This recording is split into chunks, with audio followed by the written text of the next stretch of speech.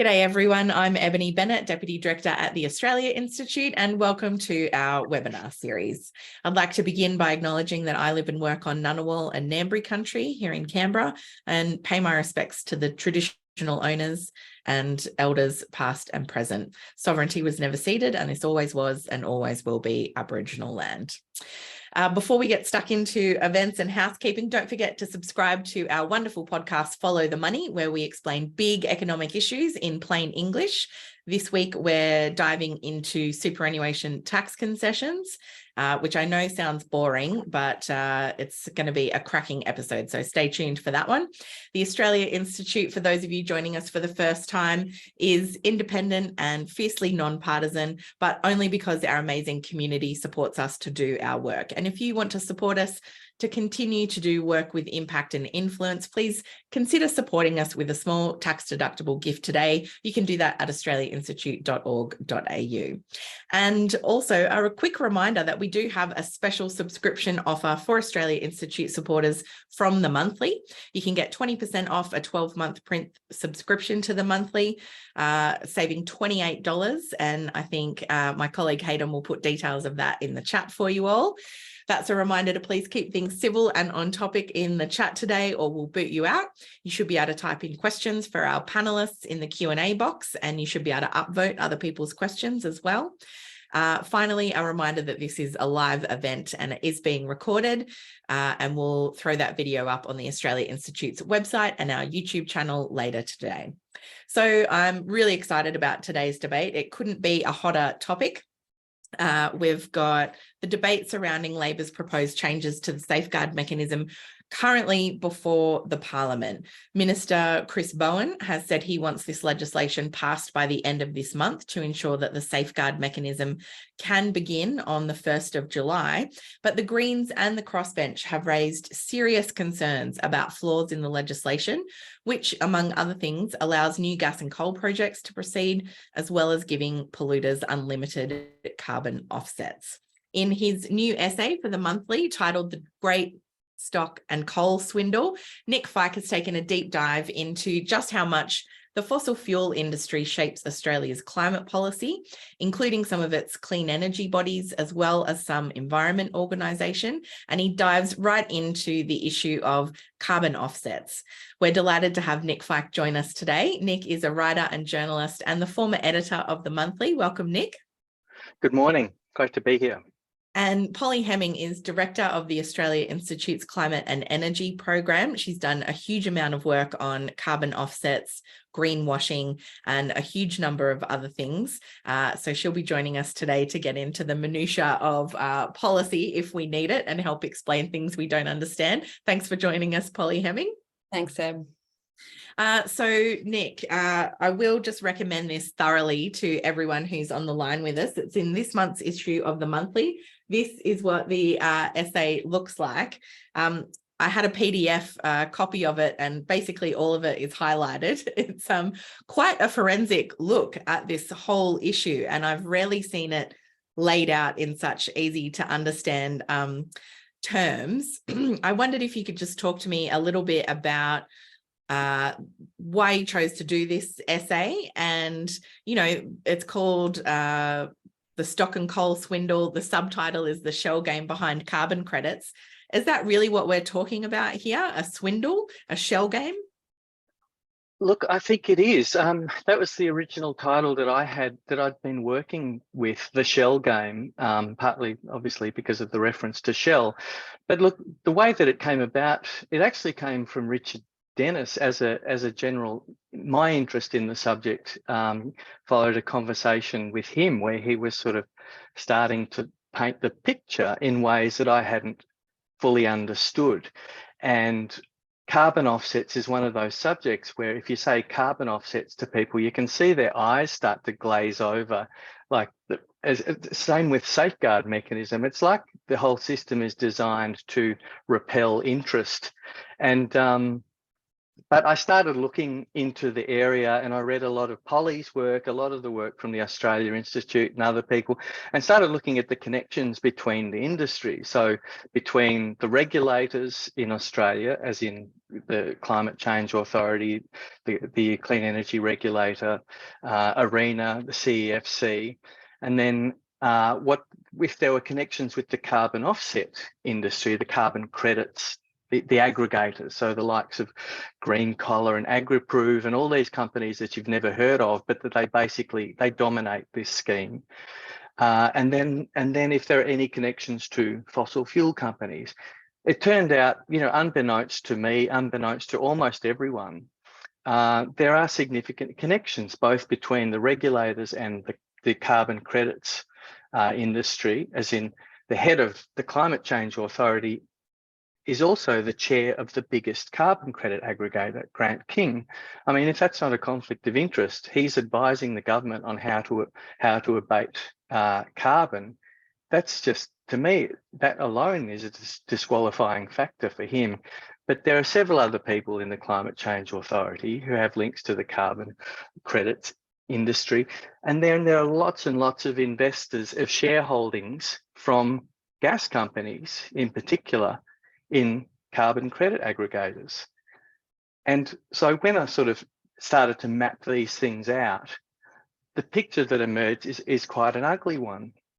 And it gets uglier when you sort of trace these policies back a few years, as in the safeguard mechanism obviously is based on a coalition policy, also called the safeguard mechanism, which was designed essentially by, under the Morrison government, following on from Tony Abbott's direct action policy.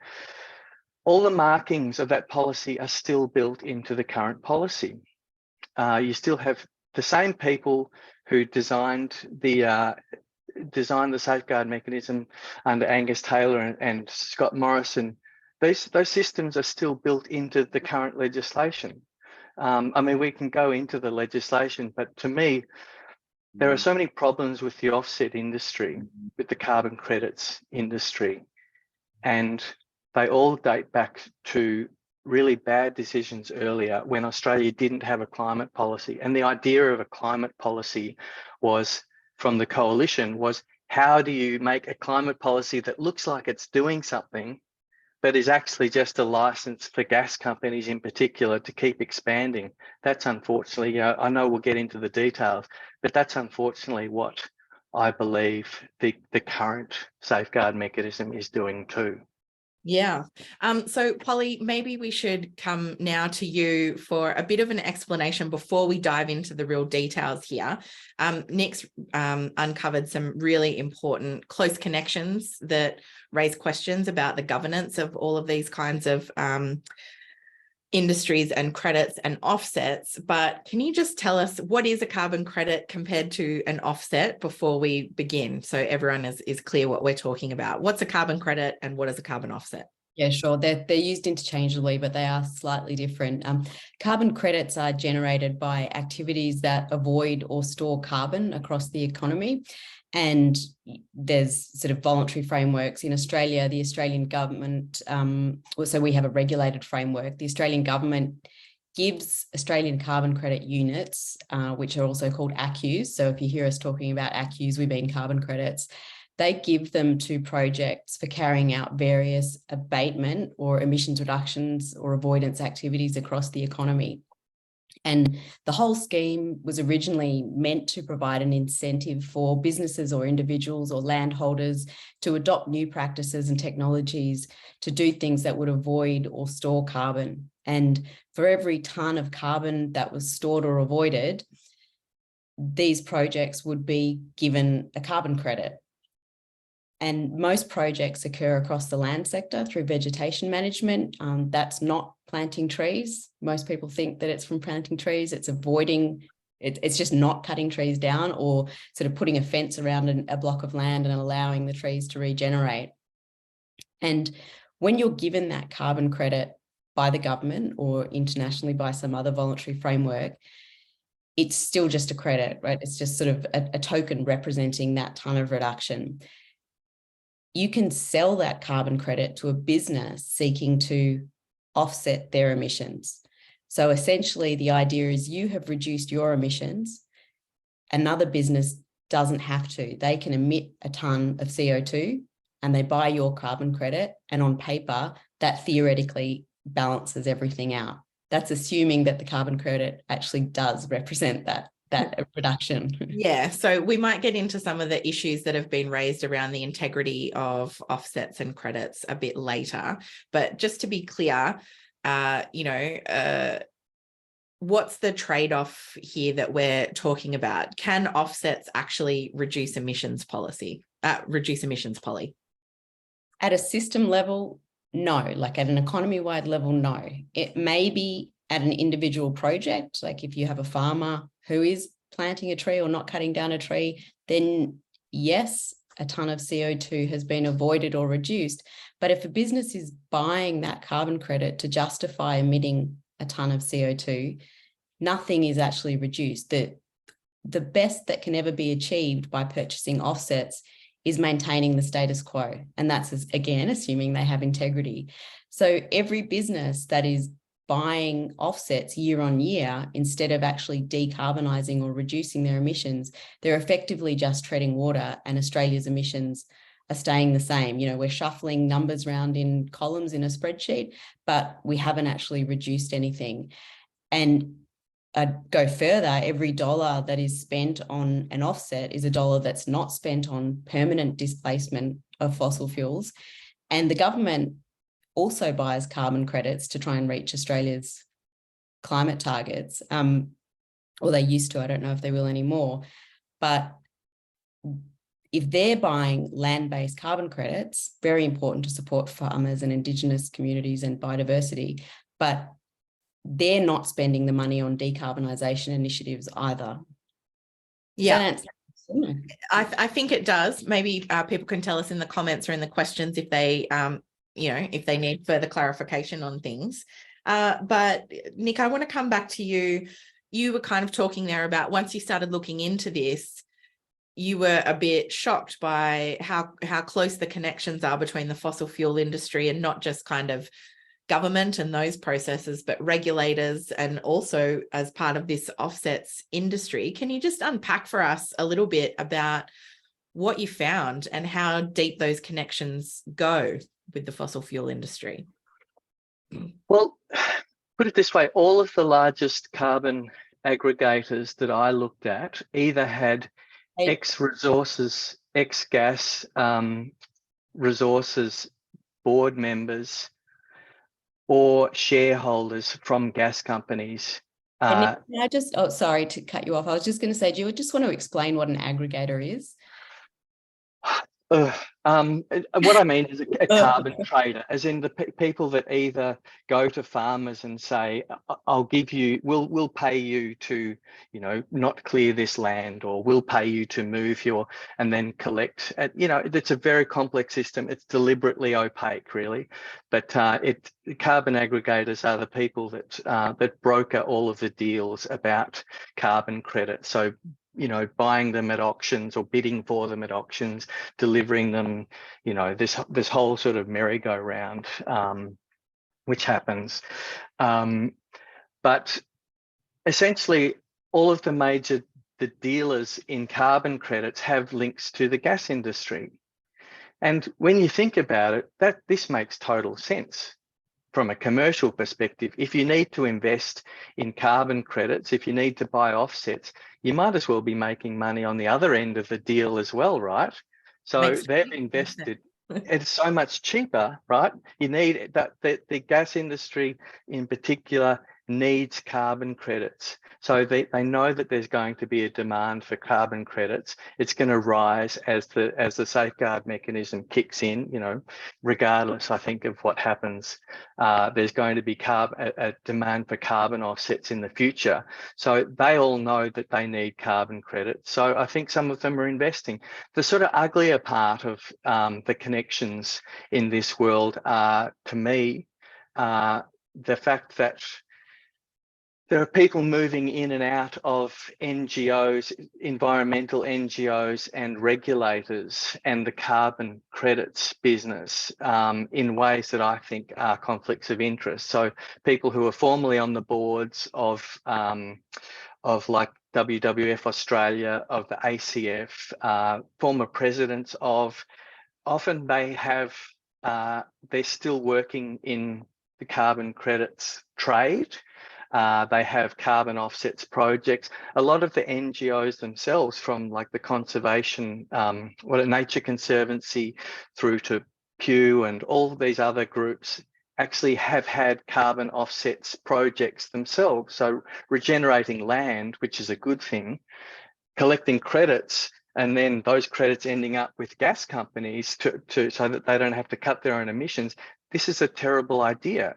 I mean, so when I look at the offsets industry, I think the more credits that people put into this system, everyone thinks they're doing a good thing, right? Abating carbon in the atmosphere. Every single one of those at the moment is going to be used as an excuse to emit more carbon. And so it's not only the fact that none of these carbon credits are doing good, they're actually enabling worse. And all this is regardless of the fact, this doesn't even take into account the fact that for a project, for the big gas projects like that Woodside have, the new ones that are coming online, we're not even counting 90% of the emissions that come from gas projects. If you're exporting 100% of your gas or 80% of your gas or whatever, all of that gas that goes offshore, none of it is counted in our system. Yeah. So what we're essentially doing is we're asking companies to offset 5% of 10% when the 90% is not even counted. So so one offset, and this is the figure that Climate Analytics came up with, was that every offset that's used to offset a gas that's used by the gas industry is offsetting 9 times the amount of carbon. Quite something, isn't it?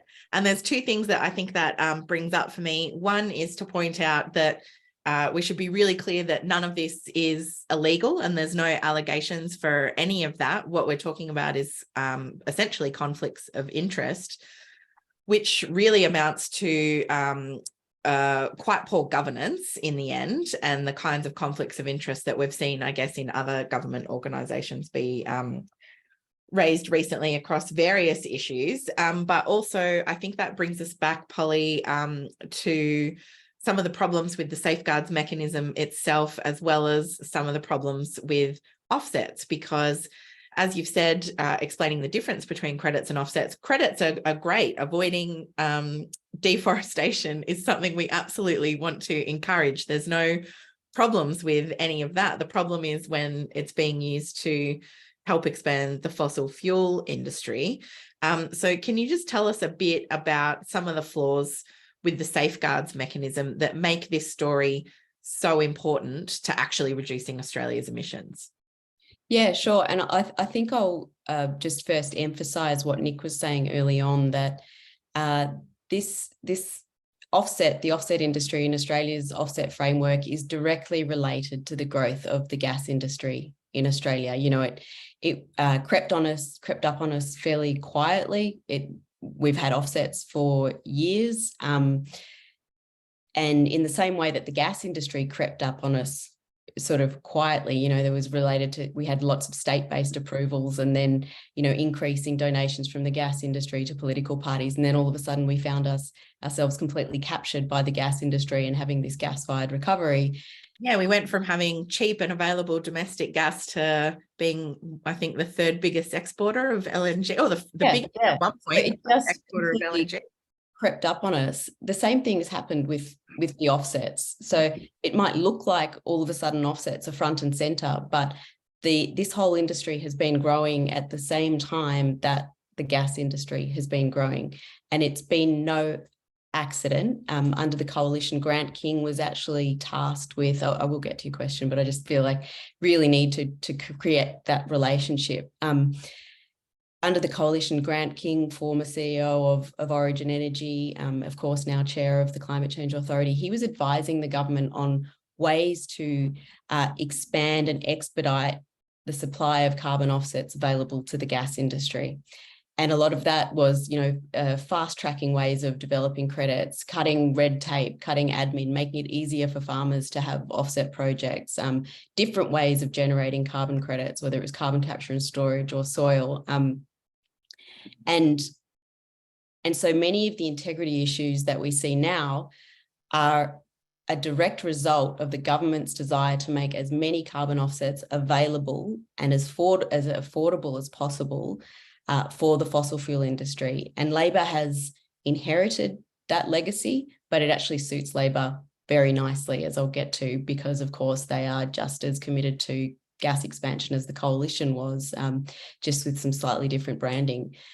So this safeguard mechanism, and I'm not going to assume that everyone knows what it is because it's similarly a very obscure and opaque piece of policy. And I just feel like that's a good point to interrupt and talk about what's that famous quote from John Oliver about if you want to do something really bad, hide it in something very complicated. Yeah. And I was going to say that what's so little understood by the public is that under this safeguard mechanism, the biggest polluters in Australia have literally no obligation to cut their emissions. They can offset their emissions to 100%. They don't have to cut a single ton of emissions. This has to be more broadly understood.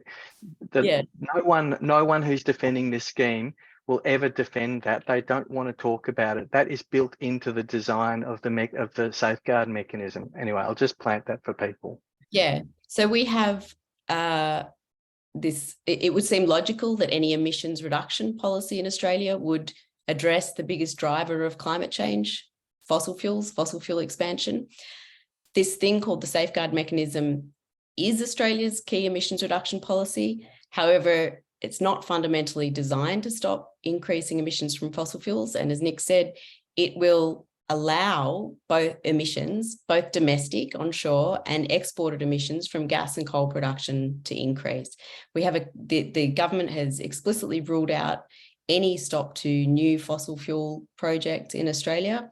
Apparently the safeguard is going to be the thing that takes care of that. But as you'll see, it effectively provides this illusion of a regulatory kind of regime that fossil fuel industry is subject to, and actually they can increase their emissions. So just to really quickly explain it, safeguard mechanism is a scheme that covers Australia's 200 odd biggest polluters. Between them, they're responsible for about a third of Australia's emissions. It's an arbitrary grouping of facilities across a number of industries. So you do have gas and coal, but you've also got critical minerals, manufacturing. The only thing they've got in common is that they all produce a certain amount of CO2 every year, above 100,000 tonnes. And these facilities have emissions limits or what are called baselines. It's a bit of a confusing description placed on them, which they theoretically have to stay under. And if they can either stay under it by reducing emissions or, changing their business practices, or by purchasing offsets. And if they exceed it, then they have to purchase offsets too. So the government took this, what is a coalition climate policy, which should tell you everything you need to know, and has said that it will gradually reduce those pollution limits, those baselines, every year to 2030. But of course, as Nick said, emissions don't have to be reduced. The cap or limit is completely arbitrary. It can be exceeded infinitely as long as offsets are bought. So a gas and coal company can increase its direct emissions, that's what's being counted here, and its production, its exports or the product that's sold in Australia, as long as it buys some offsets. An entirely new coal mine can open up and be given the same sort of pollution limit as existing facilities. This is a new fossil fuel project that's never existed, that the IEA says should never exist, and it's giving them permission to pollute up to a certain level, again, allowing that an increase in emissions. And then once they hit sort of this arbitrary number, then they can purchase some offsets. And coal and gas account for around 50% of emissions from the safeguard mechanism. And opportunities to decarbonise, or I should say the appetite to decarbonise by gas and coal companies, are very limited. And of course, they would be very expensive. So what are they going to opt for? Are they going to opt to actually change their business model? Or if the government's got this entire buffet of affordable offsets, which one are they going to choose? And I'll just quickly add to that, Eb. The government is also suppressing the price of offsets. Sorry, am I going on too long? The government's suppressing the price of offsets and is confident that they won't get above $75. Bear in mind that Woodside has an internal carbon price of US $80. So again, it's a no-brainer. What's Woodside going to opt for? Yeah, so Ebony, and our viewers, the oil and gas companies that were exporting from Australia last year made somewhere in the vicinity of $120 billion last year, right? Their emissions obligations, if they were just to buy offsets at the current price, averaged out over the years to 2030, would be less than $1 billion a year, less than 1 billion for all of the emitters. That's the total abatement cost if they were to buy offsets, versus $120 billion that they made in profit. We're talking about coins down the back of the couch, as Marine Faruqi said. So I'm sure members of the public are thinking, well, if you're offsetting it, that's the same as abating, right?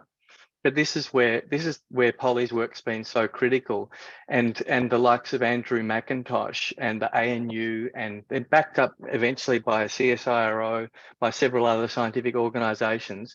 The offsets, the main three ways that the main three methods of offsets that are being purchased and traded at the moment. There's 3 different methods, and they're all junk. Yeah, so that was the next thing that I actually wanted to ask you about.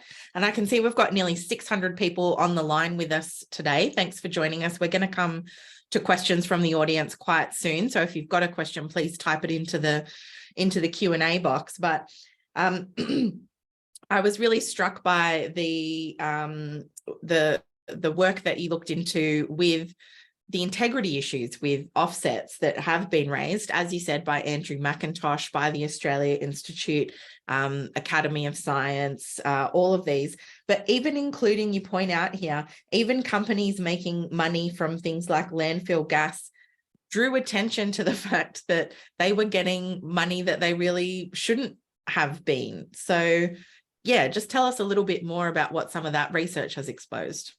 Well, the research has exposed things that the industries that are profiting from it are agreeing with, right? So the landfill gas sector, they came out and they agreed with what Andrew McIntosh was saying, and they literally said, yeah, we're actually getting money for things we've always done.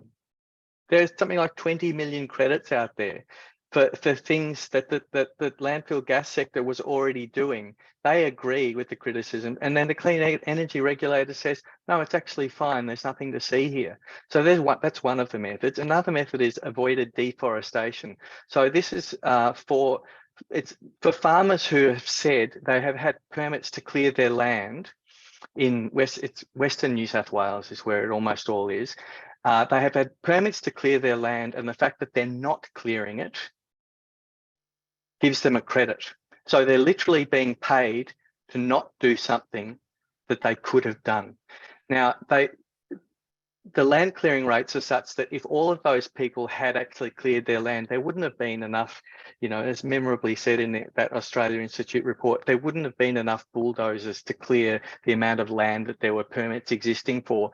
So avoided deforestation is when essentially carbon credit aggregators have gone to farmers and they've said, do you have a permit to clear your land? And they've said, yep. And they go, okay, hold that. We're going to get you money for not clearing your land. And they'd be like, well, I wasn't going to clear it anyway. Well, you were now.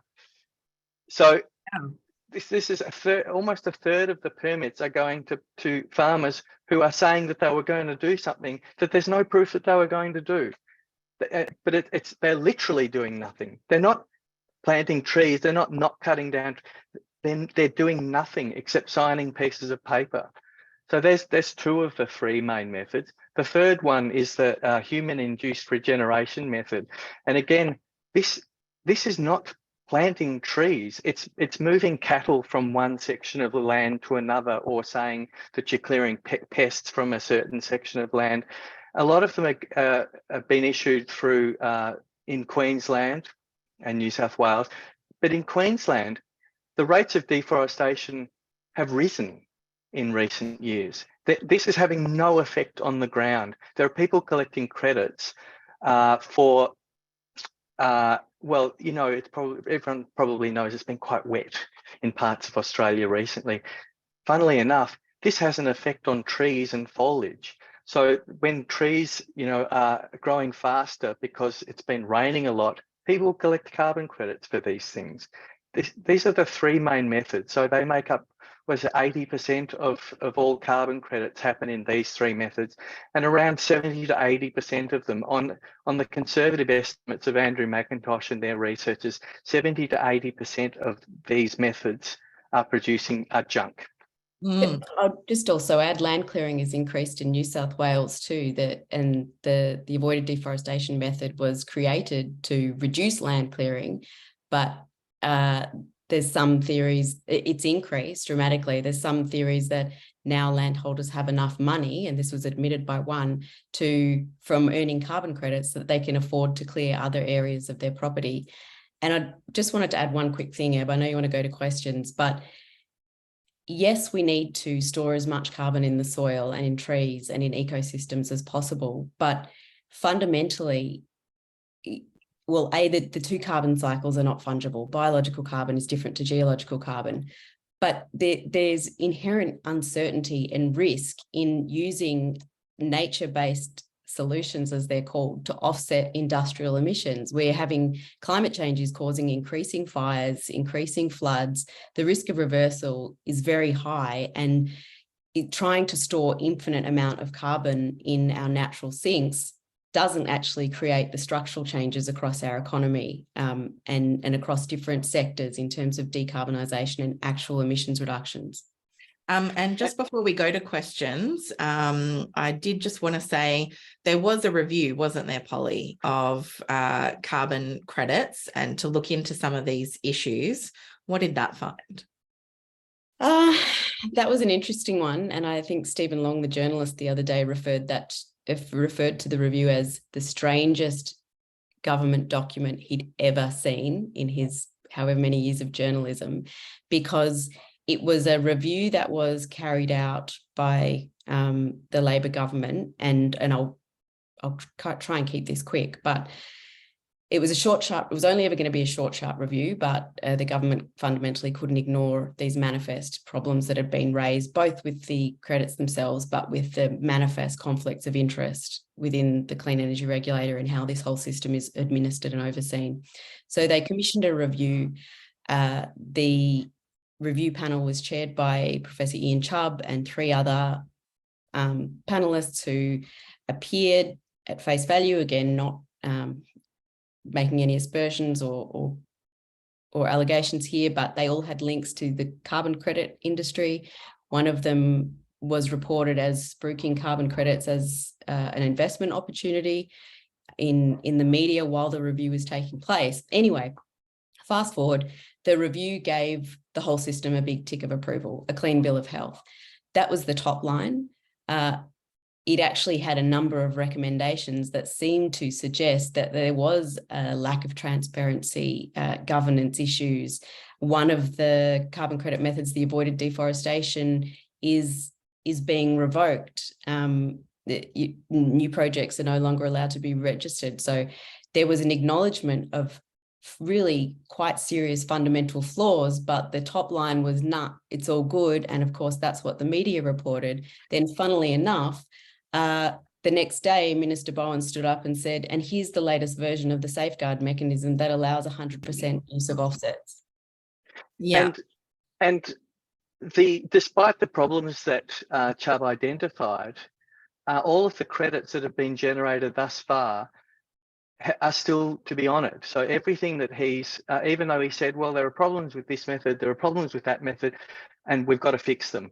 Nevertheless, all of those problems have been ignored in terms of the historical credits that have been generated. So I'll give you one example, because someone contacted me when I published this essay, and he said, I've got a piece of land out in Western Victoria, and they bought it in 2021, and when they bought it, they realized that someone had been collecting carbon credits from it. And then, so when they looked into it, with the department came and looked at it, and they cancelled the project because all the trees that had been planted had all died. So, but nevertheless, there were 10 years of carbon credits that have been collected from this piece of land, and they're still alive. They're still in the system and being used, despite the fact that the project's been killed. Anyway, from this my correspondent was a bit irritated because it meant that he could no longer his whole land was ineligible for anything anymore. But that's a different story. Oh dear. So we might go to questions from the audience now. We've covered quite a lot of flaws and problems with the safeguard mechanism as well as offsets. But I might send this one to you first, Polly. There's a question here from Joe Whitehead asking, what do you suggest the Greens and David Pocock demand from the government? What are some of the ways that the government could actually make this policy legitimately reduce emissions? Sure, that's excellent. And I've got a million answers, so I'll try and keep it limited.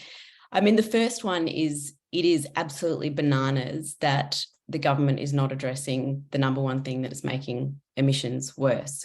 So I think the call for no new gas and coal it's not a political game. It's not a strategy or blackmail.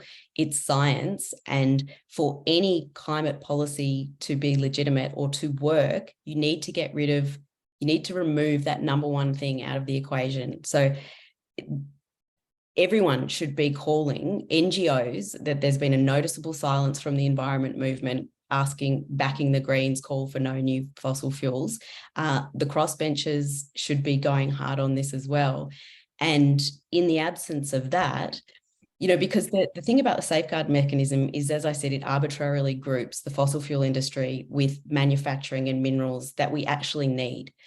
And the fossil fuel industry is kind of wrecking it for everyone. They're blowing the carbon budget for everyone.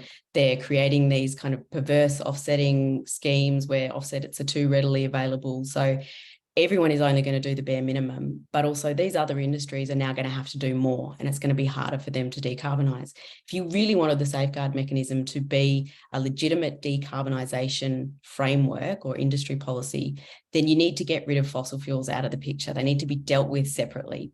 Stop approving new gas and coal, and then have the safeguard mechanism as a robust tool that supports decarbonisation, incentivises and regulates critical minerals and manufacturing. In terms of smaller asks, it's nonsense that the government has refused to release its modelling on how heavily industry is going to rely on offsets according to them. We need transparency around that. I believe that's coming out today because the Senate's mandated it. There should be limits to offsets, of course. There should be incentives for genuinely hard to abate industries. I'm just going to. They need to look at the governance of offsets as well. Yeah. So both limiting the use of offsets in the legislation, as in the fact that no one wants to talk about that you can offset everything 100% without it reducing any emissions. There has to be a cap on the number of offsets that you can use to meet your emissions reduction obligation. So that to me is a really obvious one. And the other really obvious one is to follow the Chubb Review's recommendations, as in their own review found a lot of problems with the carbon offsetting schemes. They need to be introduced as well, as in so that people believe that offsets are actually abating carbon, because at the moment I don't think people do. I don't. Yeah, and Nick, you've made another good point that reminds me. David Pocock, for example, has raised concerns about the integrity of carbon credits, but the fact that there is no cap, there are going to be allowing 100% off access to offsets for new polluters, for example, as well as existing ones. And he pointed out that's a scheme shared only in the world by Kazakhstan. That's the only other country that allows that. Like that detail just seems to be kind of missing from this debate. Well, I think the reason that it's missing is that nobody wants to talk about it. Nobody, most of the major political journalists won't dig into this question. It's very rare that you'll actually find a Labor MP. They won't openly come out and say, I believe in the unlimited use of offsets to meet our reductions obligations. They're relying on the fact that most people don't even understand that. They do not want to talk about that. They don't want to talk about the fact that most emissions on exports are not counted, as in that all of the emissions on, like, for example, the new Woodside project, Scarborough, Pluto, that project, that alone would produce more emissions by a long shot per year than all of the abatement that will happen theoretically under the safeguard mechanism. Like, these are things. Sorry. I was just going to say super quickly, even the direct emissions from new fossil fuel projects, someone at work was doing a rough calculation the other day, the direct emissions onshore are going to eclipse the entire 205 million tonnes that are allegedly going to be reduced by the safeguard. And you're right, no one in government has addressed that fundamental maths.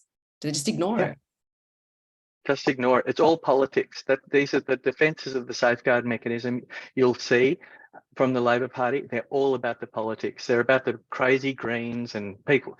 They don't want to talk about it. So it's our obligation, as much as possible, to make people understand that they're not counting most emissions, that new coal and gas is being enabled by this system, and that offsets are essentially a very, very bad idea for actual reducing emissions and improving, the Earth's atmosphere. Yeah, I think Richard Dennis, our executive director in the Senate inquiry, a cap and trading scheme without a cap. Polly, the next question I've got is from Greg Ebeling, who says there are industries like concrete, which are responsible for enormous emissions, but the technology does not yet exist to provide an alternative or for them to decarbonize. How will industries like cement achieve that if there are no carbon offsets? If you could just address that issue for us, please. Yeah, that's a really fair call. But it goes back to what I was saying before. There are genuinely hard to abate industries like concrete and like steel, although there was a paper published recently, showing that hydrogen can produce clean steel. I thoroughly accept that. But do you think the government is actually putting money into R&D to do research about potentially decarbonising? Do you think that it's the concrete and steel industries that are buying the carbon credits? Because it's not, it's the gas industry. The gas and coal industry is where all the demand is coming from. And that's what has led to these fundamental integrity issues. We may never be able to get something like concrete down to zero emissions, but that's why it's so important that we tackle the low-hanging fruit, like fossil fuels, like energy efficiency, so that there is a bit of a buffer room for things like agriculture and cement and those other, critical minerals mining that we actually need. I'm absolutely not suggesting no offsets. Yeah, those hard to abate. Those hard to abate sectors are the reason that offsets exist. If there's a hierarchy of mitigation, as they call it, that most of it needs to come from cuts, and most of those cuts are from fossil fuel industry. And offsets were designed really in the mind of the scientists who originally came up with the idea, were that there were some hard to abate sectors. I don't think anyone disagrees with the fact, but if you are going to try to abate those hard to abate sectors, you want to also make sure that the offsets are real. Yeah, absolutely. So just to be really clear for everyone, there are sectors like concrete that are super hard to abate, and no one is suggesting that they shouldn't have access access, but offsets are supposed to be a last resort, and they're supposed to be for those industries, not for every company to kind of go to an offset before they even try to reduce their emissions. Would that be accurate, Polly? Yeah, and I'm just looking at a comment in the chat here that said the fossil fuel industry is not low-hanging fruit. To be clear, the fossil fuel industry is not buying offsets in good faith while it changes its business model or shifts to renewable energy. It's using offsets to justify opening new gas basins. Like the Beetaloo Basin was never going to be a thing until it was recommended that, well, offsets have to be bought and then you can make it happen. The last thing we should be doing is opening up new gas and oil fields on the premise that some of the emissions can be offset, that they're not being used to phase down their business model. No, Yeah. 96% of oil and gas companies have expansion plans, actually.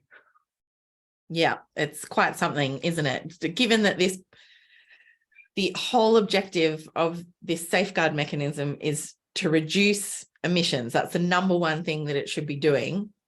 So if it's not doing that bare minimum, we've got a big problem, don't we?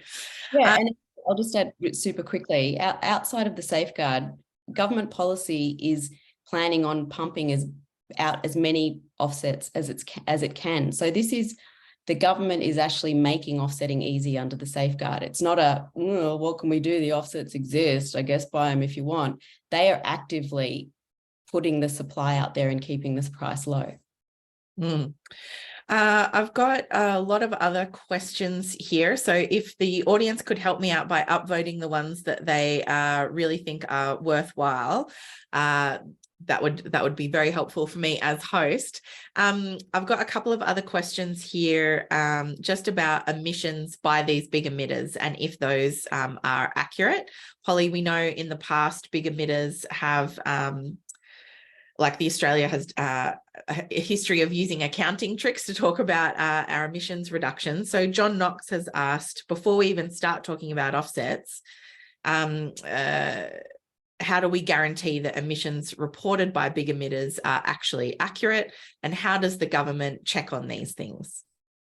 That is an excellent question. And that should be something that the crossbench is demanding to know, that are these emissions being reported to the government actually accurate? And as we're finding out that actually the amount of methane that we have assumed is coming out of open cut coal mines is probably a gross underestimation. So in Australia, the way that we calculate emissions from big emitting facilities or corporates is fairly rudimentary. It's done kind of companies are required to report to the government, but they use basically emissions factors or equations to work out, and it can be like they can do, real live monitoring of how much methane is coming from a mine underground, or else they can do an equation on the back of an envelope. We don't know how accurate our emissions reporting even is across any sector, and that should be something that we get right first. Do we actually know how much methane or how much CO2 that these facilities are actually emitting? And that's why we should be extra risk averse in terms of how we manage these facilities, because if we're getting those numbers wrong, if it turns out 10 years after the fact that actually huge amounts of methane have been leaking out of all these facilities and our emissions are actually 100 million tonnes more than we thought they were, but we've let them go ahead on the basis that they offset their emissions, like we're in real trouble there. Well, various reports have come out recently saying that methane is being drastically undercounted in certain places. It just makes a mockery of the Chris Bowen position that gas is somehow a transitional fuel. There's nothing transitional about methane. It's a lot worse in the short term. In the short term is what we're trying to sort of address. The methane is it's very, very bad for the environment. There is a lot of it. It's not like gas is cleaner when you're exporting like 1.4 billion tonnes of it. That's not clean, and that's not a transition. You've literally added percentage points worth of emissions to Australia's national emissions. There is nothing transitional about gas. Yeah. And the one thing that just needs to be said over and over, there is no shortage of gas in Australia. This is the gas that is going into these new projects is all for export. 80% above is for export. If Australia has a gas problem, it's because we keep exporting it. If they don't want to put a gas reserve policy in place, then, you know, don't use that as an excuse not to reduce our emissions. Yeah, there was a fantastic clip from, I think, Estimates recently where a gas industry executive told the Senate, oh, we've really got to look into this because there's a domestic gas shortage and it's pushing up energy prices in Australia. And Senator Pocock asked him, he said, and how much of your project is going to be for domestic consumption? And, oh, no, actually, Senator, currently it's all for export. We're an export project. Yeah, that's really up on going to help. Twitter, I think, if anyone wants to see that. But the next question, Polly, is from Lorraine Bull. And it's on my personal favourite element of climate policy, which is carbon capture and storage. I've been in politics for 20 years. I'm old now. I've been hearing about carbon capture and storage for that whole 20 years. In my experience, it's always 10 years away. Lorraine says the hydrogen energy supply chain project in the Latrobe Valley will proceed to commercial stage and is expected to produce about 1.8 million tonnes of CO2, which will be stored under Bass Strait. Polly, will they get carbon credits for this? And is there any way that carbon capture and storage can be used as an offset under this scheme? So my colleague Mark Ogue has written a fantastic paper about this HESC scheme. I highly recommend going and checking it out after this. That project is filthy, and that's not a pejorative. There is fewer, more polluting processes than hydrogen made from brown coal gasification.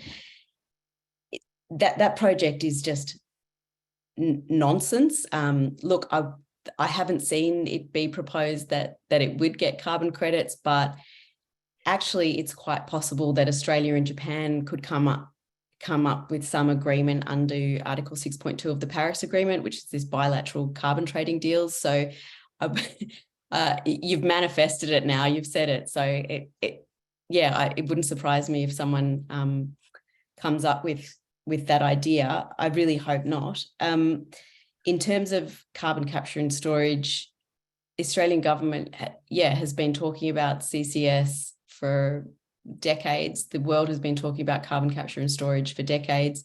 To be clear, carbon capture and storage started off as something called enhanced oil recovery. It was a way of pushing CO2 underground and which would get residual oil up and out. And that's what it was designed for. It was never designed for storing CO2 permanently underground, and it has never worked. It's used predominantly as a PR tool. And it's another thing like offsets where Woodside or Santos says, look, we can keep producing gas, or the government says they can keep producing gas because they're building this carbon capture and storage facility. The one we do have in Australia operating has been an abject failure and has resulted in so much more pollution than it ever captured. And CCS is also only ever meant to capture, a small fraction of residual emissions that come out of the ground when you're extracting something else. So it doesn't ever capture everything coming out of a facility.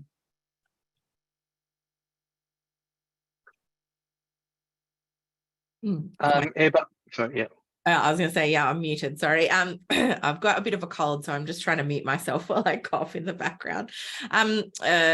CCS, 20 years, still hasn't arrived, massively expensive, huge failure so far wherever it's been tried in association with trying to bury CO2 emissions from fossil fuels.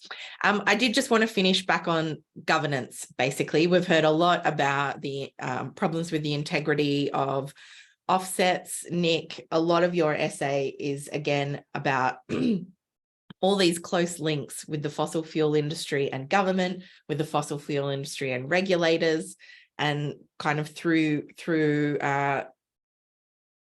links with carbon offsets and then environment groups as well. What's your overall impression at the end of writing this essay of some of these big issues that we have to tackle, and how does it compare to something like things that we've seen like robo-debt and other governance issues that have come up in various ways in recent years?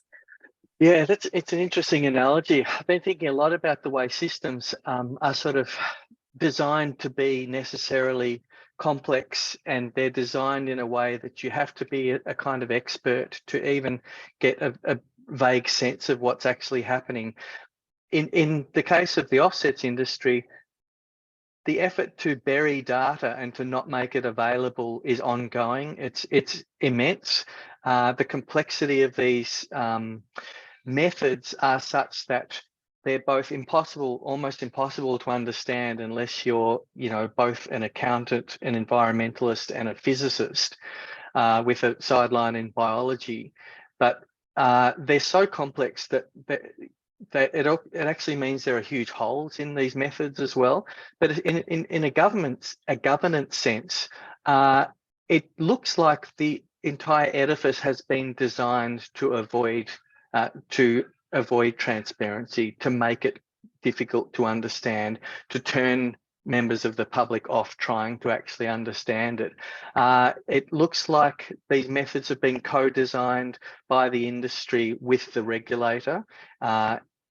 Over and over, there are examples of this.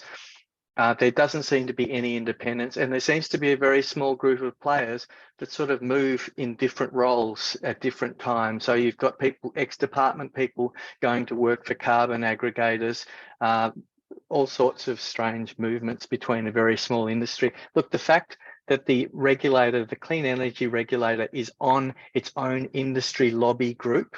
It's a member of its own industry lobby group, the Carbon Markets Institute. It puts money into the Carbon Markets Institute. I think that says as much as I need to know. Yeah, and just a reminder, this is what this month's issue of the monthly looks like. We've got a subscription deal for everyone who's on today. Please check it out. We haven't not done justice to the amazing amount of detail that's in this essay. It's so easy to read. I was highlighting every second paragraph when I was preparing for this. But Polly, that brings me back to, we recently had a climate integrity summit. One of the key things that you said we need to ensure climate integrity was simplicity. What would simplicity look like in our current debate if we wanted to ensure climate integrity? Simplicity would just mean absolute reductions. Stop doing the bad stuff. Stop creating these incredibly complex, opaque frameworks that are fundamentally used to justify bad stuff. Stop doing the bad stuff and do the good stuff. I know that sounds really obvious, but that's what climate policy should be. I was just going to quickly mention, going back to our summit, carbon credits are financial instruments. Can you imagine any other part of the financial sector carrying on like this? The level, the conflicts, the complexity, the corruption. This is subprime mortgage territory that we're in now. There are investments being made on this. This is worth billions and billions of dollars, which explains why people are so keen to hide it. But this is not just about emissions. This is an economic issue too. Yeah, absolutely. And something that the ACCC has just announced, it's going to be looking into greenwashing claims. So definitely one to keep an eye on. We are going to have to wrap it up there. We've got details of the subscription offer in the chat. Thank you so much, Nick Feik and Polly Hemming, for your time today. Thank you, everyone who's joined. Close to 600 people. We really appreciate you joining us today and being part of this really important public policy discussion. You can write to your local MP, whether they are Labor, Greens, Independent, Liberal, but certainly I would recommend writing to the Climate and Energy Minister, Chris Bowen. Get in contact with your local member to talk about this issue. It is coming up for a vote very shortly. Well, it's being debated in the Parliament as we speak. So it's not too late to have an impact on the political process. Head on over to the Australia Institute's website at australiainstitute.org.au for all of our research into the safeguard mechanism, junk offsets and credits. We've got explainer videos, You can find all of that information on our website. Don't forget to subscribe to our podcast, Follow the Money, and make sure that you join us for all upcoming webinars. Again, all that detail available at australiainstitute.org.au. Thanks again for being part of today's discussion. We hope we've done justice to Nick's fantastic essay. Don't forget to go out and buy a copy today. Thanks very much, everyone. We'll see you soon. Thanks so much. Thanks, Seb.